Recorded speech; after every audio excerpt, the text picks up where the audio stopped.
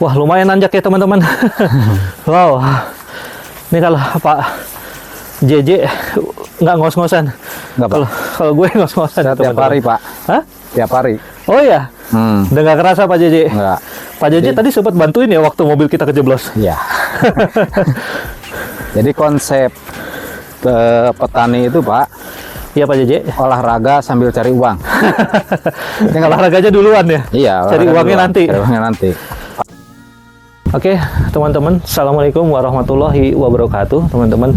Jadi tadi hari ini gue ada di atas gunung, lo lihat di belakang itu kabut ya, teman-teman. Kalau selama ini selalu ada di Jakarta, di kota, dan selalu ngomongin politik, hari ini gue ada di gunung, di perkabutan, di bawah kabut, di atas kebun cabe ya, dan akan ngomongin soal perkebunan, soal pertanian, dan terutama sebenarnya soal krisis pangan ya. Jadi teman-teman, dalam beberapa kajian, jadi baru kemarin sekitar 5 Juni, pokoknya beberapa hari yang lalu kalau nggak salah, itu Kementerian Pertanian, bukan Juni, mungkin bulan Mei, tapi Kementerian Pertanian itu mengatakan, Pak Menteri Pertanian, Pak Syahrul Yassin Limpo, bahwa ada ancaman krisis pangan di Indonesia masa depan gara-gara cuaca ekstrim, yaitu El Nino ya, akan membuat kemarau panjang. Dan kita tahu sendiri bahwa tanaman pangan kita terutama tergantung pada tanaman yang membutuhkan air yang banyak. Contohnya adalah beras. Kebutuhan makanan pokok kita kan beras ya. Beras itu butuh banget sama yang namanya air. Dan sebenarnya kayak Pak Presiden Jokowi juga sudah mewanti-wanti soal krisis pangan, bahkan sudah membentuk, sudah memerintahkan, udah mengamanatkan kepada Menteri Pertahanan untuk melakukan food estate ya. Artinya apa? Krisis pangan ini memang menjadi ancaman teman-teman. Dan salah satunya, banyak semua pakar mengatakan bahwa salah satu mengatasi krisis pangan, mitigasi risikonya antara lain adalah dengan diversifikasi makanan pokok kita. Jadi jangan hanya tergantung pada beras. Dan kalau satu beras ya, kedua tepung terigu. Tepung terigu itu yang berbahan dasar gandum itu mungkin di atas 70% kita masih impor, teman-teman. Dan ketika ada perang Rusia Ukraina, ini menyebabkan impor itu sedikit terganggu. Dan kita nggak tahu masa depannya bagaimana, apakah masih bisa mengimpor atau tidak. Oleh karena itu, ada gagasan sebenarnya udah cukup lama, yaitu untuk bikin mokaf. Mokaf itu tepung dari singkong. Dan bukan hanya singkong, bukan singkong biasa tepatnya. Mokaf itu lebih efektif dihasilkan jika bahan bakunya itu adalah singkong sambung. Nah, saya bersama Kang Edwin memang beberapa bulan ini intens melakukan kajian-kajian dan juga bikin konten-konten tentang singkong sambung ini. Ini teman-teman, gue terima kasih kepada Pak JJ yang megangin gimbal dan handphone gue. Halo Pak JJ, terima kasih Pak JJ. Pak JJ adalah Ketua Gapoktan. Tadi apa Pak? Arya Laksana. Arya Laksana di Desa Nyalindung, Kecamatan Nyalindung, Kabupaten Sukabumi. Ya. Bukan Cianjur, bingung karena 200 meter dari sini udah Kabupaten Cianjur. Sukabumi. Cianjur ke sana. Sana Cianjur. Kalau Bapak Sukabumi. KTP Bapak Sukabumi. Ya. Ya, ini kita dari atas bukit, saya nggak tahu nama bukitnya apa, tapi ini adalah di Afdeling Bunga Melur. Ya. Perkebunan bunga melur yang dikelola oleh PTPN 8 ya. Dan HGU sistem tanahnya, yaitu Haguna Usaha, dan Gapoktannya Pak JJ ini menanam ini dengan metode PMDK, pemberdayaan masyarakat di sekitar kebun. Ya, Pak JJ nanam dengan modalnya sendiri, dengan tenaganya sendiri, tapi nggak harus bayar sewa tanah, dan hasilnya semua untuk kelompoknya, untuk Gapoktannya, bukan hanya Pak JJ ya.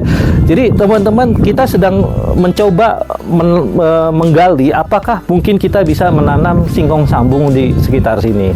Ya, itu tadi dalam rangka satu, menangani siap-siap menghadapi krisis pangan, dan terutama juga adalah memberikan diversifikasi penghasilan untuk Gapoktan. Karena tadi kalau teman-teman bisa lihat nanti di diskusi saya dengan Pak JJ ini adalah ternyata dari tanaman sebagian besar Gapoktan di sini menanam cabai, dan cabai itu fluktuatif harganya, ada kadang tinggi, kadang rendah, dan sekarang lagi rendah-rendahnya. Nah, emang harus diversifikasi tanaman supaya harga dari tanaman yang lain itu, apalagi kalau ada yang fix ya, kita tadi berpikir gimana caranya supaya 1 kilo singkong sambung itu bisa dibeli di harga 1.300 atau sampai 1.500 rupiah per kilo, dan itu udah di atas truk. Nah, itu kan bisa memberikan kepastian kepada Gapoktan. Oke, teman-teman, saksikan petualangan gue naik bukit bersama Pak JJ yang katanya bertani itu hobinya adalah naik olahraga, cari duit adalah hasil dari olahraga itu.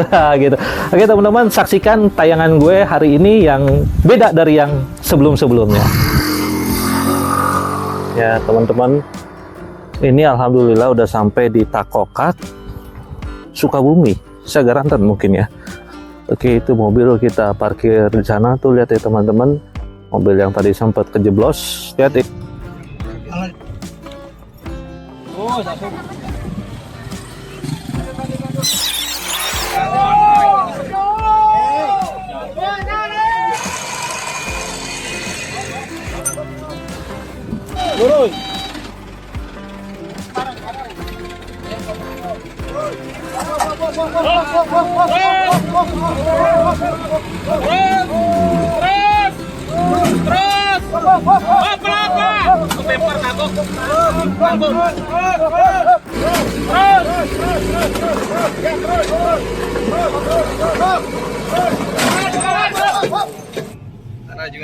Lihat ini dataran tinggi dan berkabut, keren banget ya. Sekarang kita akan langsung menuju ke lokasi. Bentar, ada Kak. Kita menuju lokasi lahan yang rencananya akan menjadi tempat budidaya singkong sabung. Ya, kita memasuki lokasi. Lumayan berembun.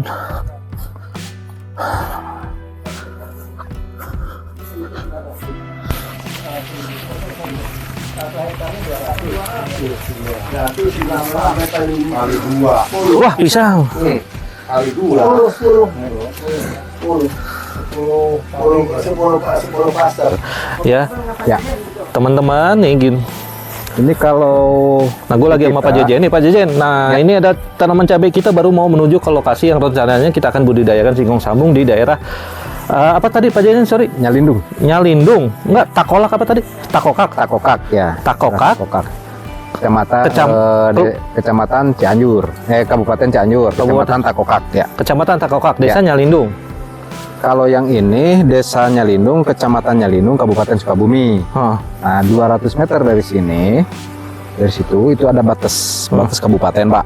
200 Jadi, meter dari sini. Nah, 200 meter itu Kecamatan Takokak, Kabupaten Cianjur. Oke, nah kita yang mau lahan yang mau kita yang rencananya nanti insya Allah jadi ya teman-teman, kita jadikan budidaya singkong sabung itu di Takokak kan, bukan yang ini?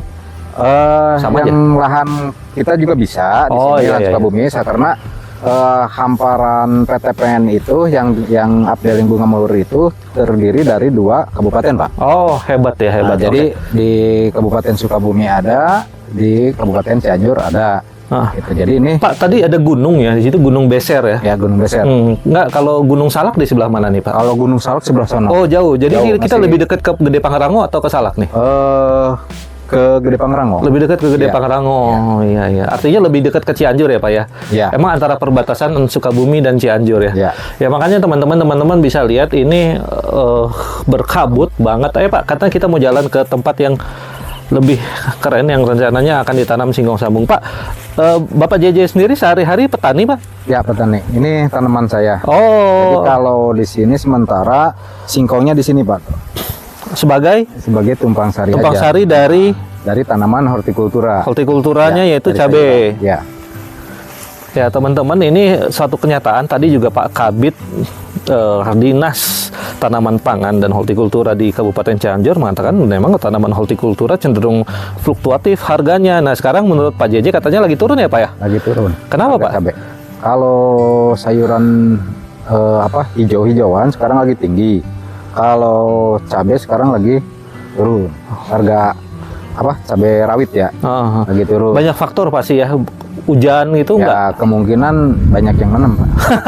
Kelebihan supply, Ya, teman-teman. Nah, jadi teman-teman yang ada di Jakarta sana, silakan kalian beli cabai sebanyak-banyaknya untuk membantu dari para petani di daerah Kabupaten Cianjur ini.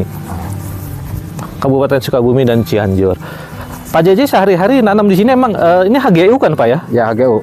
Konsepnya gimana, Pak? Kerjasama atau gimana? Jadi PMDK, Pak. PMDK itu singkatan dari? Pemberdayaan masyarakat di sekitar kebun. Oh. Itu ada program dari pihak PTPN. PMDK. Ya. Nah, Bapak nanam itu bibit dari Bapak atau gimana? Ya, bibit sendiri. Bibit sendiri, terus keuntungan? Keuntungan buat sendiri, Pak. Oh, jadi benar-benar free untuk tanahnya, Pak ya? Iya, gitu. Jadi kalau PMDK itu ada aturannya sendiri, nanti ada juklak juknisnya, Pak. Oh, Dari PTPN. Dan berapa luas Pak Bapak bisa PMDK? PMDK di sini saya baru 13 hektar setengah. 13 hektar? Ya. Bapak tanganin sendiri? Enggak, sama anggota Pak. Kita kan di sini ya kelompok tani. Kelompok tani ya. Saya sendiri selaku ketuanya di sini. Ketua kelompok tani apa namanya Pak? Arya Laksana. Arya Laksana. Ini keren banget teman-teman. Nah ini cabai juga Pak? Ini cabai ya. Yang hijau tapi? Ini dimerahin, rencananya dimerahin. Oh. Baru ada merah-merahnya. Ini punya anggota kita Pak. Oh. Ini udah pakai mulsa Pak? Iya. Supaya nggak terlalu banyak air? Betul, banyak air dan ini apa? Rumput yang tumbuh. Oke. Gulma-gulma. Ya, jadi teman-teman itu plastik itu adalah namanya mulsa untuk mencegah gulma dan rumput-rumput dan juga terlalu banyak air yang masuk ke dalam tanah. Nah. Dan juga dibikin model guludan ya Pak ya? Ya. Supaya lagi-lagi supaya airnya tidak menggenang. Guludan itu ya itu. Pak, berarti nanti kalau singkong sambung budidaya itu kerjasamanya dengan Bapak ya? Maksudnya kan dari PTPN membolehkan saja kan? Ya, jadi gini Pak, kalau untuk kawasan PMDK, ya berarti kerjasamanya sama para penggarap ya Pak ya? Iya Bapak, Gapoktan maksudnya. Sama Gapoktan. Kalau misalkan ada juga sistem sewa ke PTPN bisa Pak. Oh, sepengetahuan saya ya. Iya. Tapi nanti lebih afdolnya ya konfirmasi aja lah ke pihak PTPN. Afdeling. Ya, tuh. Bunga melur. Afdeling bunga melur itu kebanyakan hasilnya apa Pak? Tanaman pangannya? Hortikultura Pak di sini. Hortikultura. Ya, sayuran. Sayurannya. Ya. Wah, lumayan nanjak ya teman-teman. Wow. Ini kalau Pak JJ nggak ngos-ngosan. Nggak, Pak. Kalau gue ngos-ngosan. Tiap hari Pak. Hah? Tiap hari. Oh ya. Udah nggak kerasa Pak JJ? Nggak. Pak JJ tadi sempat bantuin ya waktu mobil kita kejeblos. Iya. Jadi konsep petani itu Pak. Iya Pak JJ. Olahraga sambil cari uang. Olahraganya duluan ya? Iya. Cari uangnya duluan. nanti. Cari uangnya nanti. Panen.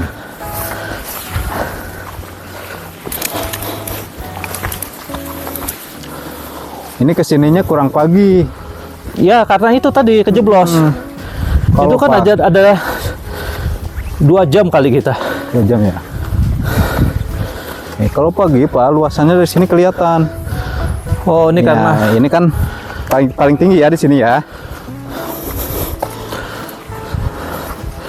Kelihatan nggak sini?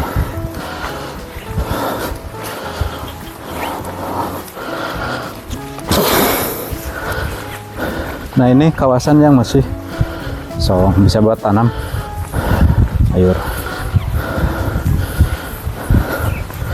Ya teman-teman bisa dengarkan nafas gue ngos-ngosan. Ini paling puncaknya di sini. Ini paling tinggi di sini. Ya. Nah jadi kalau nggak ada kabut kelihatan. Bisa kelihatan tapi nggak apa-apa. Yang penting. Nah ini kan sekarang oleh Bapak ditanamin cabai. Ya. Itu nanti kalau misalnya apa tadi PMDK. Deal-dealan aja berarti dengan Pak JJ ya. Iya. Dari pihak kitanya ini gitu misalnya. Enaknya gimana ya? Iya, betul. Yang jelas ya saling menguntungkan. Betul Pak, gitu kan ya. Selama ini kenapa Pak belum mau ke singkong? Jadi gini, pertama kepastian harga nggak ada. Dulu saya waktu tanam pernah 1 hektar di tahun berapa ya, harga singkong itu cuma Rp300. Wow. Tapi emang harga singkong ketika lagi nggak ada sampai bisa mencapai Rp2.000-Rp2.500. Makanya dengan ketidakpastian harga ya petani ya enggak sih sebenarnya. Emang kalau cabai lebih pasti harganya Pak? Jadi kalau cabai gini Pak, cabai itu fluktuatifnya tidak terlalu lama. Oke. Kalau singkong kan kalau misalkan harga rendah Pak, itu nunggunya 8 bulan. Cuman 1 kali panen. Nah, kalau cabai misalkan sekarang di angka 10.000 Pak ya. 2 minggu ke depan bisa naik, kadang bisa anjlok juga. Nah, di sanalah fluktuatifnya. Jadi terkadang milih cabai. Jadi kadang cabai itu panennya bisa 2 minggu sekali. Gitu kan. Sedangkan singkong kan 6 Singkong bulan tadi.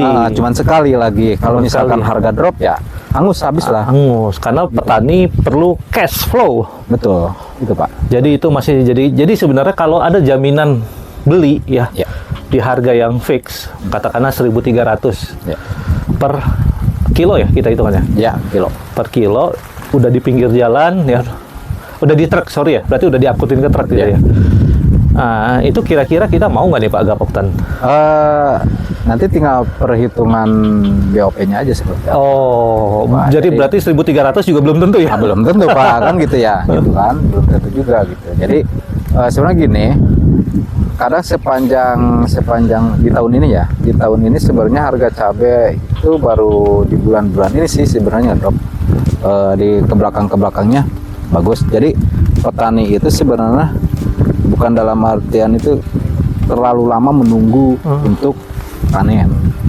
Jadi kalau cabai itu kalau dijauhkan mulai dari 4 bulan udah bisa panen. Oh, Dan kalau diurus dengan benar sebenarnya bisa mencapai 1,5 sampai 2 tahun. oh, Masih produktif. produktif Gitu, cabai Pak, si ya. cabai teh. Nah kayak ini nih. Hah. Ini udah begini Pak. Sebenarnya ini masih bisa dipanen tuh. Oh, ini padahal udah pernah dipanen Pak ya? Ya, ini udah usia 1,5 tahun.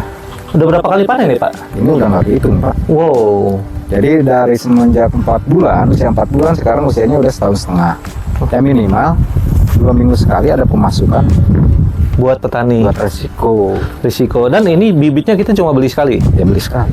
Oke, bibit cabai. Abis itu kita ambil dari mana? Bibit cabai dia bisa potong nggak dari kayak singkong gitu? Jadi nanti ini yang nanti bisa dimerahin. Oh, yang merah-merah ini. Ya? Nanti kita bibitin lagi. Oh, oh, Atau baru. kalau misalkan ragu dari sini kita beli lagi dari toko. Nggak mahal ya? Ya, itu, Pak.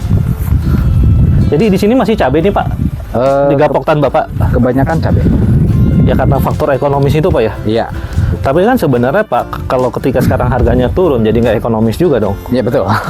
Artinya harus ada diversifikasi dong Pak, bukan hanya cabai. Dan itu Gapoktan sudah memikirkan Pak? Udah sih sebenarnya mah. Dan bahkan sekarang di pinggiran kita tanam pisang. Oh. Nah ini kan tanaman pisang di pinggiran. Terus kayak tadi ya di pinggir ini Singkong. yang punya saya udah dimulai singkong. Itu Pak. Oke. Tuh, nanti itu kan di apa? Ketika kita panen di periode depan, anggota akan melihat ya. Jadi ada sisa lebih dari lahan tersebut ketika ditanamin singkong. Oh, gitu ya? Ya, gitu. Untuk penambahan biaya modal gitu, Pak. Pak, Bapak sendiri melihat, Bapak tahu singkong sambung? Belum. Oh, berarti belum pernah, baru singkong biasa aja? Singkong Belum biasa aja. pernah ngelihat Belum. bentuknya? Belum tahu. Oke. Tapi kalau nanti dijelasin mungkin lebih tertarik jadinya ya? Ya, insya Allah. Pak. Apalagi kalau itu tadi ada jaminan beli itu ya? Iya, betul. Ya, karena tadi juga kita ngobrol di bawah di Kabit juga disinggung juga soal hilir. Ya, kalau singkong sambung kan juga sebenarnya lebih, dia produk yang lebih untuk industri, bukan untuk dijual di Dikonsumsi. di pasar gitu, di eceran gitu. Industri. Nah, industri berarti harus ada yang menerimanya, pabrik, pabrik makanan gitu. Nah, itu kan hilirnya. Kalau hilirnya ada kan enak kita jual belinya juga. Apakah 1.300, apakah 1.000, apakah 1.500 per kilo gitu, Pak. Bikin villa bagus ini.